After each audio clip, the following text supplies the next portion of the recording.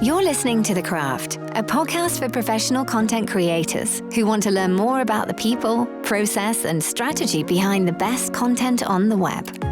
In each episode, we talk with writers, designers, and editors from the world's leading content teams and learn the secrets to their success. Let's jump in and get you inspired for your next story. Hello and welcome to this episode of The Craft, brought to you by Shorthand. I'm Dawn Murden, a VP of Customer Success here at Shorthand, and today I'm joined by a very special guest, Ronan Hughes. Ronan is output editor for Sky News Mobile. He's responsible for everything published on the website and app.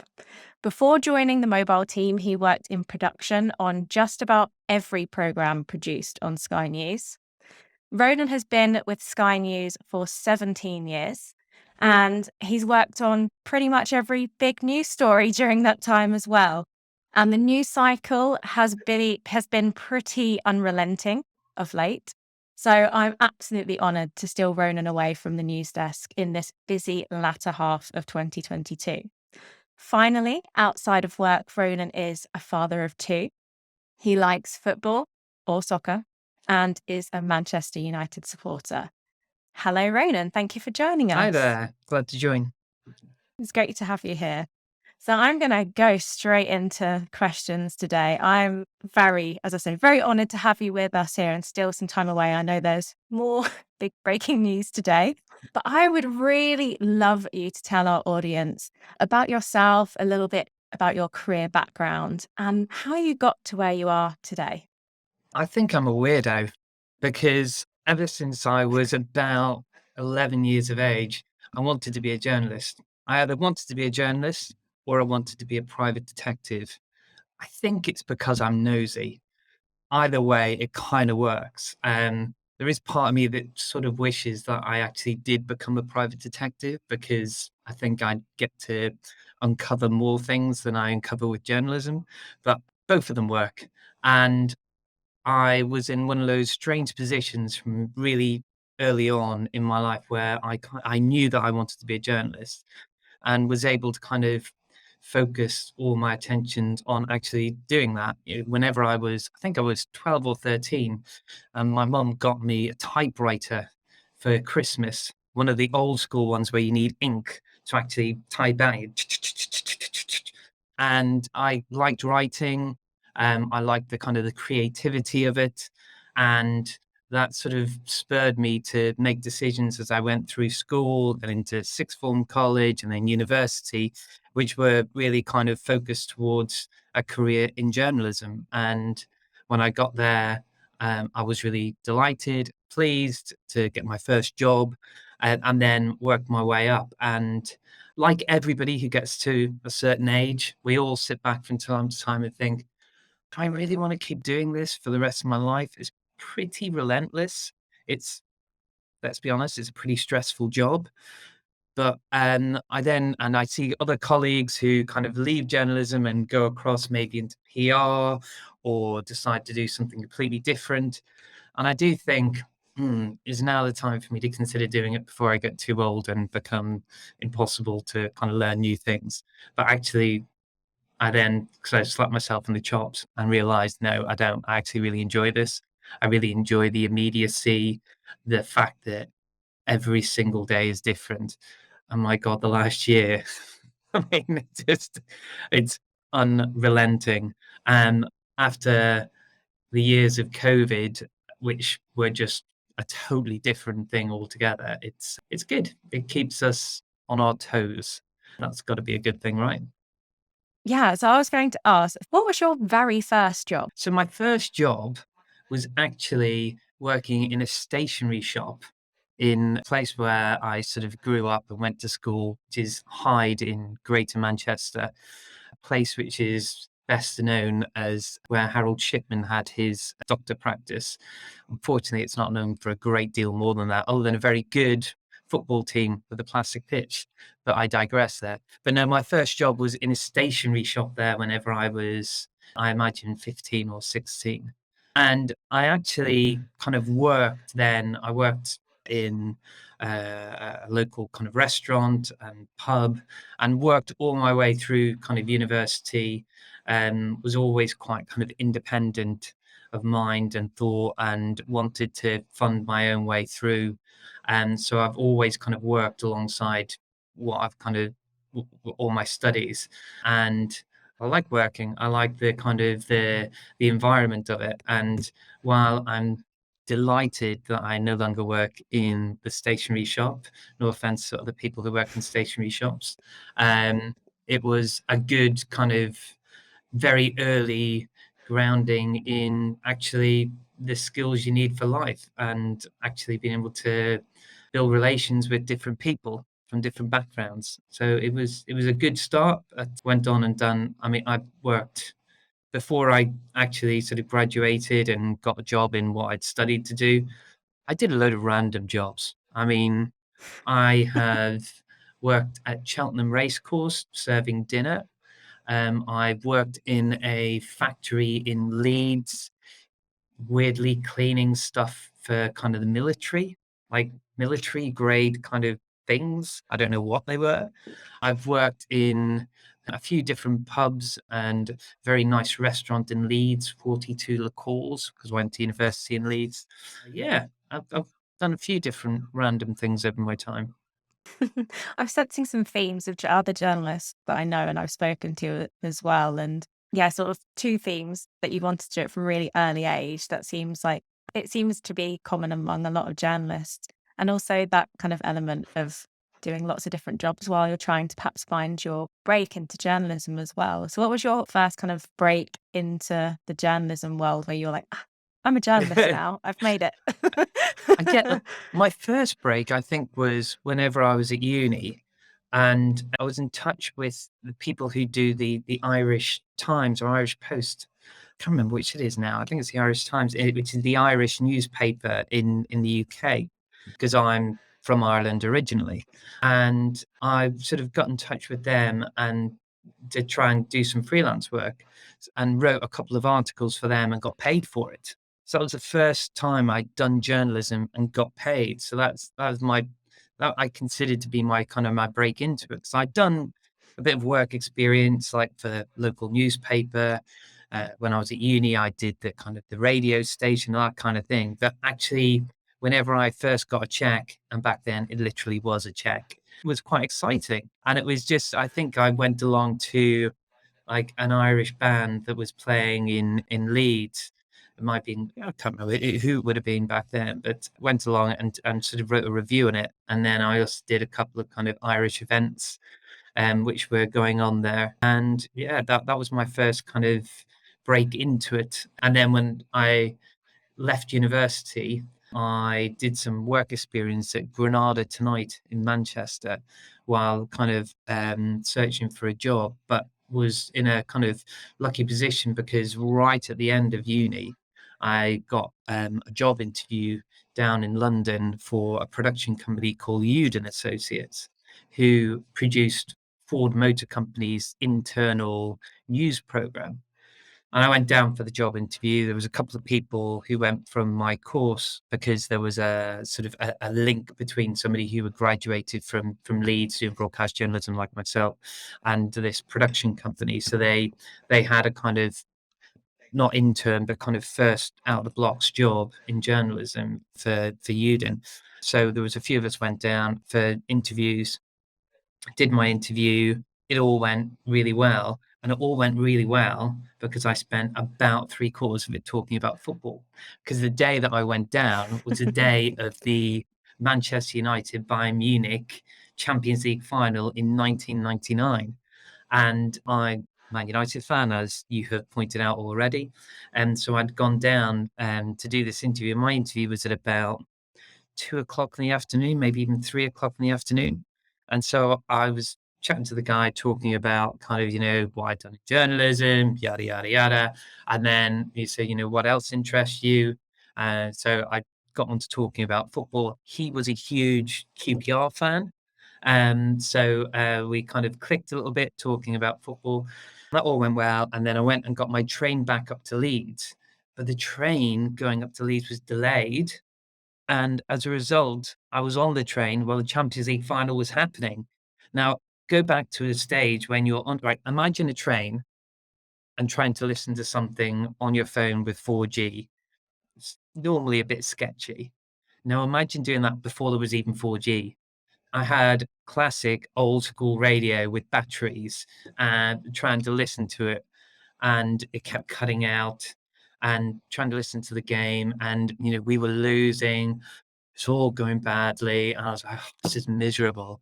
And then we literally got to Wakefield near Leeds, and United scored the first of their two huge comeback goals, which is incredible. And I'm on this train and we're going through Wakefield, and loads of people pile on at Wakefield to go to Leeds. Leeds isn't traditionally the most sympathetic to Manchester United fans, I think it's fair to say. And so I'm on this train and United score. Yeah, come on. And everybody's looking around like, okay, who's this weird guy that's on the train shouting? And then the second goal goes in and I absolutely lose it. Anyway, good days. That was the point of that whole digression is that actually, if it wasn't for the sort of the conversation about football, maybe I wouldn't have got that job. And that was my first proper job, moving down to London, not knowing anybody, moving into a house share, and straight away from university, and that kind of kicked off my career in journalism. Amazing. I have to say, you're a brave man cheering for any other team on a train that's close Just to can't about to help arrive at it. Leeds. Oh, brilliant. Oh, I hope you managed to watch the highlights of that game afterwards in celebration as Had well. a few lager shandies, shall we say. Brilliant.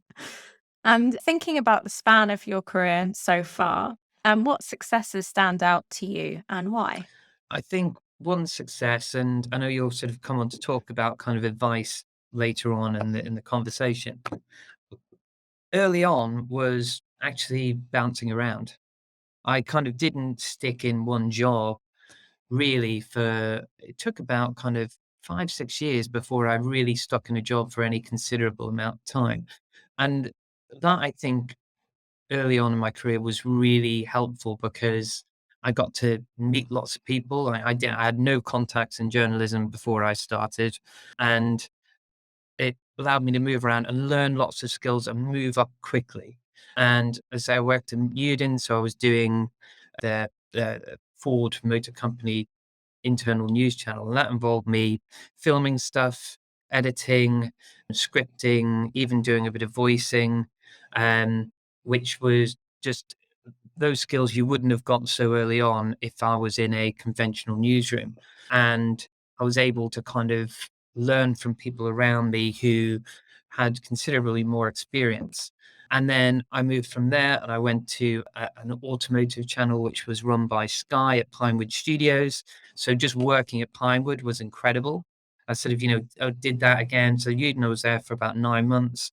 Automotive channel was there for about 6 months, just on kind of short-term contracts. And the contract sort of comes to an end and that production ends and you have to find another job. And I kind of moved from there. I went to something called the Money Channel, which was again similar kind of thing. So you're starting to build up these production skills that mean that you can get jobs at different places. The Money Channel was run by a 60s singer called Adam Faith, if anyone can remember him.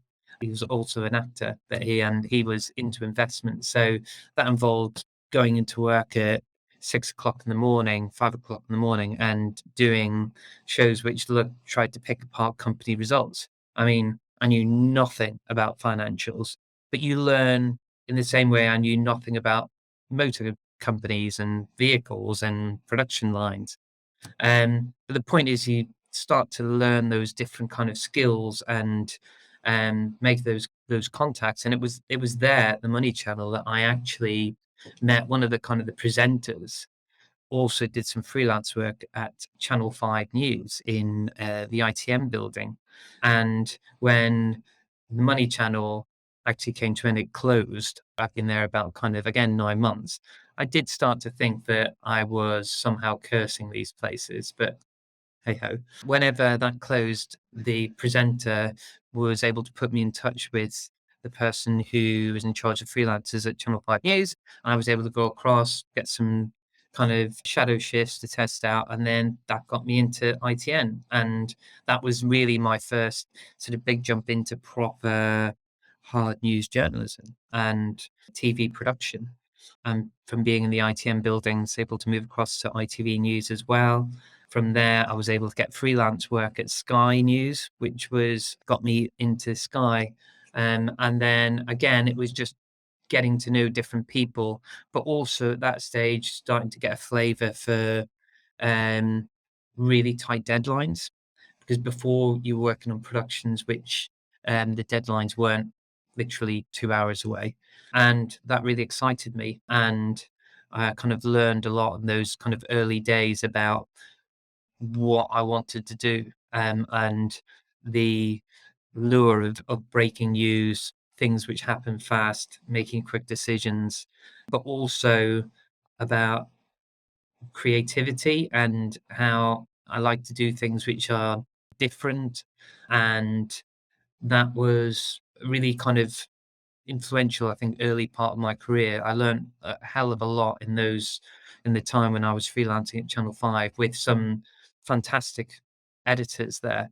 So there were good times, and some of the kind of the biggest lessons that I've learned were definitely in the kind of the early stages of my career before I moved on and worked at ITN and their news channel, and then before coming to Sky as I did in, as you point out, nearly 17 years ago. Brilliant. Thank you so much for running me through that. And I have so many questions, but I feel like the part two will start to dig into some of the questions that I have, which is, yeah, really sort of going into those rookie mistakes and the failures and all of those learnings that you had over those times. So both the early years and maybe more recently as well. So yeah, sort of thinking again over the span of your career, what would you say are some examples of failures that you've had, and what did you learn from these? Well, the first thing to say is I'm touching every single piece of wood I can find in here. I'll do the same. I haven't had an absolute clanger in my career. That's a good thing. That's Okay, a I'm still very, very touching good wood. thing. It will probably come because it comes to everybody. But I've made lots of errors, loads of errors over time. And whenever I worked back at ITN, was in an era when people were a lot harder. And I think the environment in newsrooms now is much more accommodating of people's. I think people now it's unacceptable now, and I think quite rightly, to be calling people out in the middle of the newsroom. That's what I'm trying to say. But back then, it was just one of those things that you just had to put up with. And you had to have quite thick skin. And this is only going back, 20 years ago. It's not a different bygone era. But even then, things were a lot kind of softer than they were the 10 years before that. Um, but I did learn in those early days about the importance of precision and accuracy. And so little things like when you're putting together a TV package, you need to put in the super for who the person is that is appearing on the screen. And in the running order, you have to put in a timing for when that super appears. And if that timing is out by 2 seconds, or the super is spelled incorrectly, then that can really just ruin what is a brilliant news bulletin. And it might be a 3-minute news bulletin, or it might be a 20-minute news bulletin, as was the sort of the case back then. And I remember being absolutely balled out in the middle of the newsroom for getting a super wrong. And that seems like a really trivial thing, but that taught me a lot in those early days. And while I don't think that is an acceptable way of dealing with people who make mistakes, I think everybody will inherently make mistakes and you have to accept that. I did learn a lot from it. And that taught me to kind of look at something and then look at it again and then look at it again. And I think those lessons and those mistakes were classic kind of rookie errors that anybody who starts out in TV production will make. And my advice for anybody to try and avoid making them is to do exactly that. Look, look, look again. And if you're writing something, read it out loud. Because if you read it out loud and it doesn't flow or doesn't quite seem right, then that is the way that you will clock it. And it feels weird if you're sat in the newsroom with lots of people around saying, this is my story, and I am reading it out loud, and I'm doing it, and I'm not being embarrassed by the fact that I'm doing this, because this way I will make sure that I won't get shouted at by my boss. It kind of works. So yeah, those were classic kind of early rookie errors. Yeah, there has been some real clangers, not on Sky News. I'm not Look, calling Sky News out, Sky but has made clangers. You know, hands I'm up, sure. But I we think all have. But yeah, and every single news program does. And I was going to ask, like, how do you think that's changed with kind of social media coming in? Because, of course, I don't know, back when you're watching, 1, 2, 3, 4, 5 here in the UK, even before 5 came on, you're just watching the 4 channels, and the news would come on, it would go, and you would, maybe there might be a clanger moment that you might see, but then it would kind of live and die on that day. But then in social media, if there's a real clanger, and you get someone sort of making up a drum and bass mixed of these clangers on television, and they don't live and die in a day. They actually stay around for a lot longer, the sort of real clangers. So it's interesting, isn't it? So you kind of talked about, kind of your peers, your bosses, your managers kind of being a bit more lenient about the errors, or maybe just having a different way of I think approaching kind of it's coaching different. on The those thing is that it's errors. not a leniency. I don't think anything's different Ugh, in the fact that it's expected that things should be correct and accurate. I think ugh. it's just how that when errors are made, how you manage those errors. Yeah, so maybe that kind of Yeah, coaching around talking to people and that nature of how you talk to people about them. But how does that sort of play out in that world then, where if you do make an error, it maybe the wrath of your boss isn't going to be so it's bad, but wrath of actually the wrath Twitter. of the public, Yeah, no, it's yeah, the true. wrath of Twitter, Instagram is going to be maybe that's It, worse. it is. I mean, there's nowhere to hide. That's a reality. That if you make a mistake now, especially on a platform like Sky News, be that on TV or digitally, if we publish a story, somebody's going to see it. And whereas Mm. before you might show it on TV and somebody might spot it on TV, but then did that say what it did? And then the world moves on unless they had a VCR in and they were actually recording it. So things would get spotted, but they wouldn't have the same implications. Now that's totally different. Like it's if an error is made, even the most basic error, like classic kind of supers, or there was a great example on not a great example, but a typical example on BBC a while ago. And BBC, same kind of thing as kind of people will watch it and they will see it and they will pick up on anything. And there was a poor producer who was learning how to put the text straps across the bottom of the screen. So the tick that you would see on Sky News, the equivalent of that on the BBC. And they were training. And Sky News does the same thing. We train people, and so that they kind of are able to pick up and get the skills to do it well. And this person, when they were training, would put some fake ticker stuff, and they didn't think it was going to go on air. They thought it was all in a production area, and it said that I think it said Manchester United are rubbish, which at that stage I would definitely argue was a statement of fact, and therefore was not inaccurate, and fair play to them. But actually, that's the sort of kind of error that in the past would have gone amiss, but people wouldn't have made a big thing. But that blew up on social media. And it was only on there for a short time. It cycled through like once or twice, and somebody picked it up and went on social media. And as a result, BBC then, later in the day, had to apologize. There was one of the presenters stood in there and said, earlier on, this happened, and we'd like to apologize, explain what it was. That was it. And it wasn't, I'd flagged this because it's not something which is a significant error. And I think it's just an unfortunate thing that happens from time to time. But it does underline how there is nowhere to hide from this kind of thing. And it's changed, or it's made us formalize our approach to dealing with things like that, because trust is so important with everything that we do now. And Sky News has its reputation is unparalleled in terms of the trust that we have with our readers and with our viewers. Ofcom consistently rates us very, very highly when it comes down to trust. And because of that, we have to be upfront. And if we make an error, be that on digital space or on TV, then we front it up and we say, look, there was a mistake and there was a reason for that, or there wasn't a reason for that, and we apologize, and you kind of move on and you learn from it and you put new procedures in place to make sure it doesn't happen. Yeah, that's reality. There is no way of hiding for stuff anymore. And I actually think that's a good thing. It's something I'm very happy to embrace. And I think that gives you a greater bond of trust with your readers and your viewers, that if I think they understand that every now and then something might go wrong for a multitude of different reasons, technical reasons, user error, a slip up, whatever it might be. And thankfully, none of them, very, very, very, very rarely, they are of significance.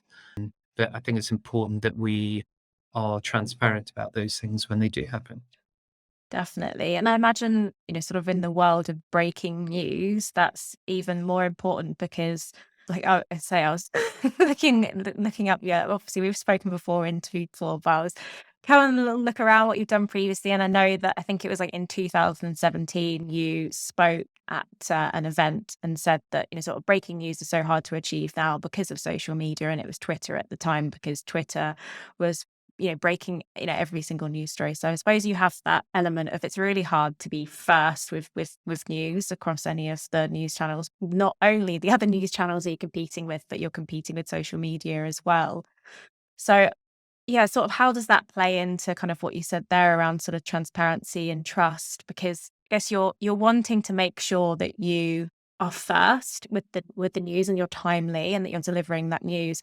But also some news as it happens, you only kind of get the glittering of information, and the story, the picture builds over time, and you have to make a judgment call, I guess, about what bits of information you feel are relevant, and that you verified the sources and everything like that before you can disclose them to the public. So how do you guys deal with that and getting that right Yeah, balance? totally right. And it is a real kind of, I mean, that's one of the most challenging, stressful, but exciting and invigorating parts of my job is making those judgment calls. And I've worked across multiple kind of really difficult developing, fast moving stories. And with things like this, the most difficult ones are always the likes of, God forbid the thought, but a terror attack. And there have been multiple, sadly, in the last kind of decade or so. If I think back to something like the Manchester Arena bombing, or the London attacks, or the one in London Bridge a couple of years ago, those are actually, in some ways, they are made easier to report on now because of the proliferation of social media and the availability of pictures and video that people put out there. But that creates huge challenges in terms of taste decisions, about verification, about what we deem is a safe source and not a safe source. With Ukraine, what we've seen, particularly in the early part of the conflict, was a huge amount of video purporting to be of Russian or Ukrainian attacks going on, things exploding and whatever else. And we put a lot of effort into verification, and we have some fantastic experts who know all about OSINT journalism now, who are able to look at stuff that is posted on social media or garnered through likes of Telegram or wherever else, and are able to kind of map and find out if it actually is where it's from, if it was taken when it was said. And Ukraine, early on, you had stuff being posted from Syria of explosions and being claimed to be examples of explosions happening in Ukraine, which, on the face of it, you think, oh wow, look at that. I mean, that's abhorrent, that's awful. And then you dig into it, you dig into it a bit more, you dig into it a bit more, and you realize actually that's not really what it is. So you need to be cautious, you need to be measured, you need to make sure that it's absolutely right, because the damage from publishing something that is incorrect is it pulls apart all your reputation. And that's why it's much better to be cautious than foolhardy and go in, even if you think, if you're 90% sure that something is right, don't publish it. You only publish it if you're 100% sure, and that's really important. And just coming back to what I was saying about, the nature of content that's available now on social media because of everybody having a smartphone. And one story which I sort of covered probably, God, it must be about 12, 13 years ago now. I can't remember exactly when it was, but the London riots, if you remember back, that was probably the first example of smartphone kind of journalism coming to the fore in a really dynamic way, because you had lots of stuff happening all around London, and we had journalists who were out filming stuff on their phones and feeding it in, and it's getting video on air, and that was a cumbersome process back then in a way that it isn't now. But also the massive of material which people were doing similar with that we had to again verify, put through a system to get on air, and that was a kind of the first example of that, and was a really challenging story but rewarding story to do, and something which Sky News did very well at the time. That's so interesting. So I remember talking about the rise of citizen journalism back then. So I think the London riots were the first example in the Yeah. UK. And then I think the plane crashing into the Hudson River, I think, was the first example of Mm. it, maybe in the US. I think maybe New York Times or one of the other publications at the time had so many pieces of footage that were coming from, Mm. people, just civilians sending their information in. Really interesting. And now we just kind of accept, don't we, on the news that we just have lots of mobile videos now, Yeah. whether they're taken by journalists themselves in the field or just regular people out and about who have witnessed Yeah, it. if there's a big event that happens now, if there's, God forbid, a terror attack or something significant like that, whereas in the past, newsroom would have reacted with, okay, we need to get cameras, correspondents, reporters, fixers, trainers. Everybody needs to swarm down to the scene to try and news gather, find the pictures, tell the story, get information, get facts, and then feed that all back to the TV channel, or as it is now digitally, to the live blogs. And that would be the process. Actually, now that still happens because you cannot beat boots on the ground. That's a reality. And in Ukraine, the eyewitness journalism we've been doing has really made us stand out, and actually does enlighten and inform about what is really happening. But see, you still have to do that, and there is massive value in that. But actually, alongside that, whenever something happens, we also set up a desk in the newsroom which just scours social media. We'll just look through, find facts, double source it, triple source it, speak to people, get them on air to do classic old school phonos, which there is totally still a place for. If they can't do it on there, do a kind of a FaceTime call, as it is easy now. So there's huge kind of that digital news gathering is just as important now as the on the ground news gathering. It just makes it gives it a different challenge in the way that you cover fast moving, developing stories. The industry has changed so much. What advice would you give your younger self now, knowing all that you know about how everything has changed over the years? Calm down. when when I was younger, I think it's fair to say I was a bit kind of, how do I put it? I suppose I wouldn't say kind of cocky, but I was, I wanted to go, go, go, go, go. I was impatient, and actually, and I thought I knew more than I did in the early days. And actually, there was an editor who at the time, took me aside and said, "Look, Ronan, just chill. Just slow down, back off, because I was so kind of excited and keen, and energized to do stuff that I was basically trying to take on more than I was actually experienced or ready for. And I needed to sort of just take a step back and learn. And so my advice is you don't need to run before you can walk. And walking is a good thing. Learn to walk really, really well. Then you can jog, and then you can run, and then you can think about doing a half marathon, and then you can think about doing a marathon. But actually, it's get in those kind of those miles early on, and don't feel in a rush to get somewhere, because especially if you're early on in your career, you will hopefully have a very long, very successful career. Um, but look around you and learn from those around you.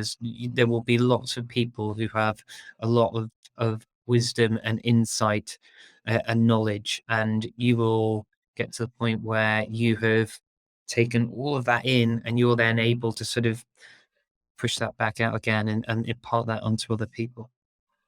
Not that it ever ends. Mhm. I'm still learning totally every single day. Well, and I think we can all learn from each other, can't we? And people, most people are usually so willing to share in their learnings, like yourself with hearing on the podcast today. I think people do really like sharing their learnings. It's I know it's one of my favorite ways to learn is just listening to other people's lived experiences of, how they dealt with that. I think that can teach us so Mm. much. Brilliant. And so we talked about sort of changes that are happening in the journalism industry. What excites you about the future of your industry the most right now? What excites me is the fact that I genuinely don't have a clue where we're going to be in 5, 10 years' time. It is moving so rapidly. I love the fact that the way that people consume news is developing. This sort of demand for news now, I think, is really exciting. I think the last couple of years and the news cycle has made news more important than ever to people.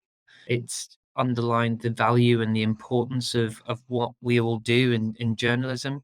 Um, I think it's interesting how people now want to understand the why and the how of stories much more than just the facts about them.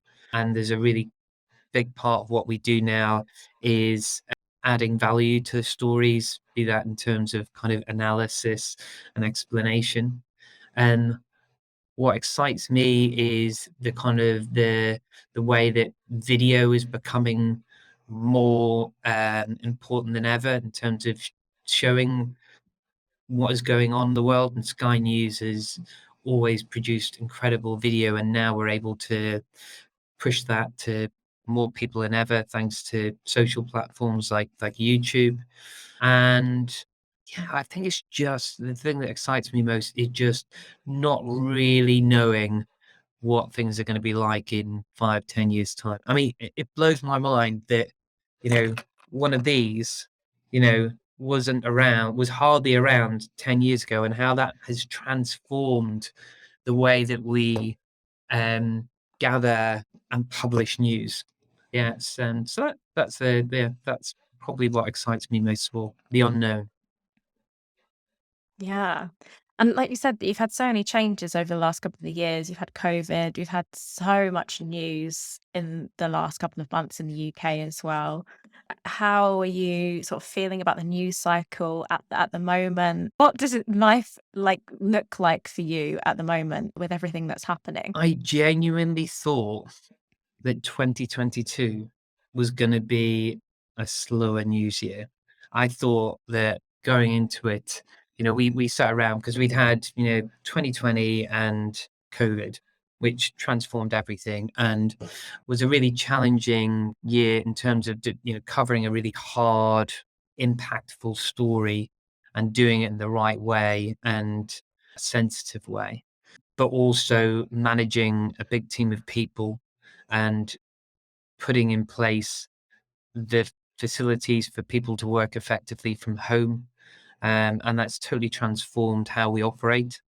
So that was 2020. Into 2021, we had the consequences of COVID rolling on and new waves, and that really kind of kept us on the toes. But as we sort of got to the end of the year, we were starting to have conversations about, okay, well, this huge spike in audience that we had from COVID, it's starting to drop off now. And, it was never going to last because those audience numbers were absolutely incredible. And, we were getting 90 million people consuming our news on platform at the peak of the crisis in March. So we were starting to have conversations about how we grow our audience, how we look at different things because we can't rely on the news cycle.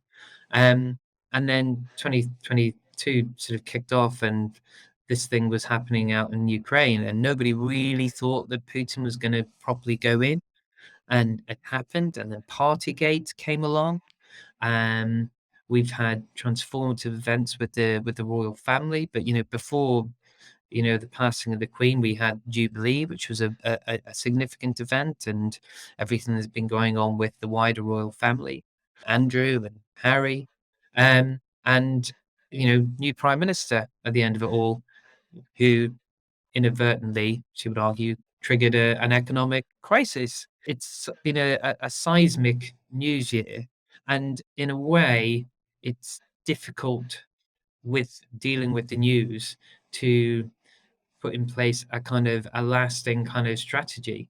But that's what we work on. And Sky News is growing digitally. We are in a privileged position when a lot in the industry are cutting back on jobs because of financial pressures, that we're able to grow our journalism, and we're recruiting new roles. That digital expansion is a reflection of the growing audience which we have maintained, and are now, in this year, we're seeing it grow again.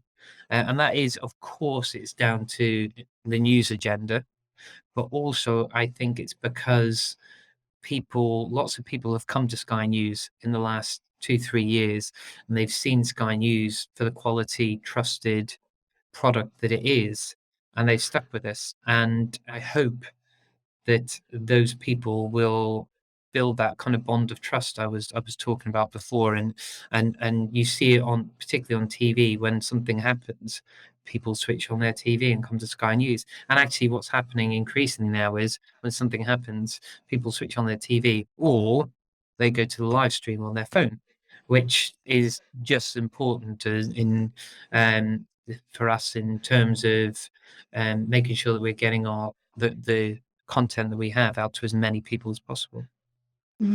17 years at Sky News, and I wonder how the 3 years that we've just had stacks up against all of those years. It sounds like there's enough to enough to have reported on in the last 3 years of a lifetime. Yeah. Yeah, it really is. But the thing is, I don't think there's ever been a quiet year, but I think that is why I genuinely kind of love the job I have, because there really isn't very many quiet moments. You might have like a week or two when it's quiet, like in the summer. Like every summer, you get to kind of August and you see people around the newsroom like, "Oh, really, Dad? There's nothing happening. What's going on?" And I turn around and say, "Enjoy it. It won't last. Let's have a couple of weeks for people to have some time with their families and enjoy the summer holidays." It's like Christmas, Christmas. Every Christmas, I kind of pray, please, nothing happen. And there have been Christmas in the past where definitely stuff has happened. I mean, the Boxing Day tsunami in 2004, and being, yeah, all sorts of things which happen over that Christmas period. But Christmas and the summer are the two times of the year when I hope that things just stay quiet and people get to have time with their families, reset a little bit to go again, because as soon as they come back, it will go again. And especially with the way that things are now. And I think the news agenda, I think the fact that news is so immediate now does create this sense that news is all encompassing. And I'm sure that if we had the news environment of the 1980s today, with the technology that we have now, it would feel just as, if not even more, seismic. than what we're seeing now. But they did, back then, you didn't have 24-hour news channels pumping out news every second. You didn't have mobile phones sending you push alerts telling you about events which were happening. You didn't have live blogs with changing facts. You didn't have the sheer scale and breadth of publishers, which you can read from anywhere in the world that you have now. And that creates its own challenges in terms of competition and in terms of trying to be the first and giving added value. But it also does mean that I think it all just it keeps you on your toes, and that's, I think, is a good thing. Would you say I know sort of you said the quieter times are good, sort of sit back, okay, enjoy it. It probably won't last Yeah. for long, so enjoy it. But when you do have those quiet sort of news cycle moments, is that can that be a blessing because you get that kind of breather and maybe you can sort of look at the news stories that have come out and then maybe think about sort of the long form reports, analysis, etc., that you want to put out about stories that have maybe happened recently? Or is there a feeling of, oh, it's too quiet? It's a bit. Yeah, is it a bit It's disconcerting it's or it's a bit of both, to be honest. And yeah. and look, the reality is that they don't last at the moment. They really Mm, don't. Um, but I think that actually it's helpful to have those moments where you can reset, because it's the job we do is an intense job, and it's been particularly hard the last couple of years. It's hard to switch off if you're working, long hours, and then you go home and you're sort of bombarded by the same amount of news all the time, and people want to talk about it in a way that maybe they didn't want to talk about the news so much the last few years. And you're actually, a challenge now for us as journalists is actually the fact that journalists are sometimes seen as doom mongers because there is this constant flow of hard news, difficult, mm, depressing news which is going on around the world, and it's our job to report, and it's important that we reflect it, absolutely, and it's right that we show that nasty things are happening in around the world, and that we hold people in powerful positions, that we challenge them, and we hold them to account. I don't think that it would be right of us not to reflect on those things, but but it's understandable that sometimes people just want to switch off from it. Like, I get that, yeah. you know, and but I think we just have to try and kind of make news as engaging as possible to people, and to always put people at the heart of what we're doing, and to tell people or try and convey the news to people in ways that is relevant to them. And whereas, potentially in the past, a war on the fringes of Europe, people might think, well, why does that matter to me? But it matters hugely because we're now seeing a cost of living crisis, which is intrinsically linked to what is happening over there. Yeah, yeah, absolutely. On that engaging aspect, I wanted to ask you, what is your favorite piece of content on the web ever that you've seen? Good question. I'll tell you what piece of content which we produced, which I think was really good and I was really proud of, was during the royal wedding of Harry and Meghan. We produced a piece which was Who's Who, which was, and we knew that the event was going to have loads of people, celebrities, royals, all coming in for it, and especially with the nature of the two of them. And so we worked with some partners who used AI facial recognition technology and produced a an interactive where whenever people arrived for the wedding in real time, we had locked off camera at the Windsor, and as they walked past, the facial recognition basically worked, and it told you who they were. And it was a really simple, well, it wasn't simple, it was really complicated and took a lot of work, but a really effective and distinct thing that nobody had ever done before in the world. it's really difficult to do now because GDPR rules came in literally 2 weeks after we published it, which make it even more difficult to do now. But at the time, it was okay. And it was, I think that goes down as certainly the piece of work on web that I'm most proud of having worked on, because nobody had ever done it before technically. It involved a huge amount of work. It was really consumer focused in that it was something which you could really play with. You could fast forward, scroll back and forth, like, oh, who's that? And then you pause and it clicks up and tells you who they are and their bio on it. So yeah, that was pretty cool. And then in terms of stuff that other publishers do, I love pretty much everything the New York Times does in terms of their big interactives and the way that you kind of move around them. And they're class. And they've got masses of resource, which is why they're so class. So fair play. Great. Thank you so much, Ronan. And I'm sad to say we're coming up on time now, but I've really enjoyed our chat. I do have one last question to ask you, and that's if you had a captive audience and 100,000 people and a mic in your hand, what would you want that audience to know about you, your work, or your approach to storytelling? My message would be to try and put creativity at the heart of everything that you do. If you've got an incredible story, which is the basis of everything, should always be an incredible story. Just always think creatively about what can make it look and jump out and stand out.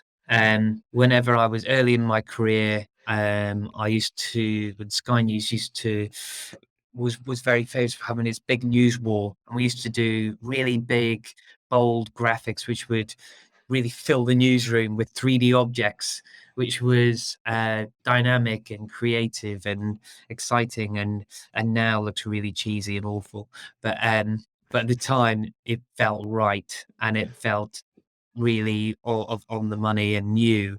And that's the kind of thing which I still love is whenever I watch something on TV or view something on my mobile phone, and it really surprises me because it's so distinct and different and creative. And yeah, be creative, be innovative. Those are the things which and it's really easy to sit here and say, yeah, be innovative. Yeah, make sure you're always innovative. It's a really hard thing to do because you have to have the idea and you have to have the drive to push it through, and you need to have the backing of those around you to support you in doing so. That should be what excites us, is doing things which are new. And the Who's Who thing is a perfect example of it. I worked on something called Deep Ocean Live, which was when we broadcast from the bottom of the ocean. Nobody ever done that before. Um, Sky News is a good place for challenging and doing things which nobody has done before. That excites me. And my advice to anybody else would be do that. Great advice. Well, we'll make sure to include some of the things that you've mentioned in the show notes as well, so that the audience can peruse them in their own time afterwards. But thank you ever so much, Ronan, for joining me on the podcast today. I really appreciate your time and all the insights that you've shared. No problem. Happy to be here, and I hope to see you soon. What a fantastic episode of The Craft that was. It was really great to have Ronan on the show, and I hope you got lots of value from listening to our chat today. Before I finish up, I wanted to set you a challenge. In this episode, Ronan talked about creativity, innovation, and the importance of new ideas. The challenge from this episode, should you choose to accept it, is to innovate. Easy, right? No. Ronan, in his own measure, did say it's not easy. So let's break it down a little bit. So I want to urge you to come up with one new idea. Something a bit different from your norm, something that really excites you personally, and then to see if you can rally the support to get it off the ground. If you need to kind of push that through in your organization, if you need others to help you, or maybe you choose something that you can do totally independently. It's up to you. If you do accept this challenge, please do tag us on social media so that we can check out how you're getting along with that. And we have lots of amazing guests lined up in the future for the podcast, so please do make sure that you subscribed. And if you'd like to come on the show yourself and talk to us about content or storytelling on the web, then please do get in touch. Our details are in the show notes, along with the amazing links that we mentioned earlier today. Thank you so much again for tuning in to this episode of The Craft. And until next time, happy storytelling. Thank you for checking out this episode of The Craft. This show is brought to you by Shorthand, a platform that helps professional content creators produce beautiful stories without writing a single line of code. If you enjoyed what you learned in this episode, make sure to follow The Craft wherever you listen to your favorite podcasts. Or visit shorthand.com/podcast to get immediate access to all the latest episodes.